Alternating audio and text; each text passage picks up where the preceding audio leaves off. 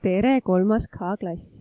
Selles inimeseõpetuse tunnis räägime tervislikust toitumisest, toiduainetest, toidust ja toitainetest ja taldrikureeglist. Sõnad toiduained, toit ja toitained ei tähenda sama. Lähme vaatame, mis on toiduained. Toiduained on näiteks liha, kala, juurviljad, riis, kartul, tatar ja nii edasi. Või näiteks õli või ja searasv. Aga vaatame, mis on toit. Toit on see, mida meie valmistame toiduainetest. Ja toitudeks on supp, praad ja magustoit. Mis on toitained? Toitaineid saame me söödud toidust ja toitained on süsivesikud, valgud ja rasvad, aga ka vitamiinid ja mineraalid. Taldrikureegel aitab meil tervislikult toituda ja süüa piisavas koguses köögivilja.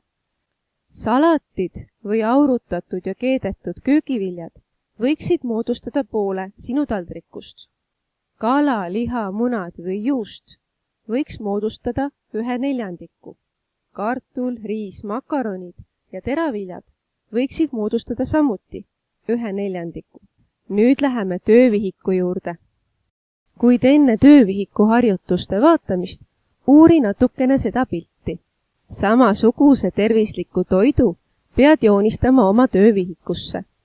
Ava lehekülg 46. Ülesanne 78. Joonista tervislik lõunasöök.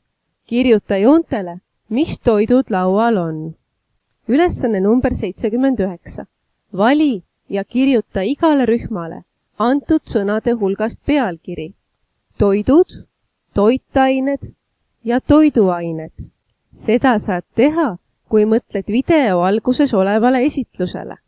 Nüüd annan sulle ekraanivaba päeva koduse töö. Tee kodus ise üks tervislik toit ja aseta see taldrikule taldrikureegli järgi. Tee sellest foto ja kõrvale kirjuta retsept. Võid selle saata mulle 2 erineva pildina või võid ka kokku panna nagu mina. Ootan su tööd nädala lõpuni. Ole tubli, head aega!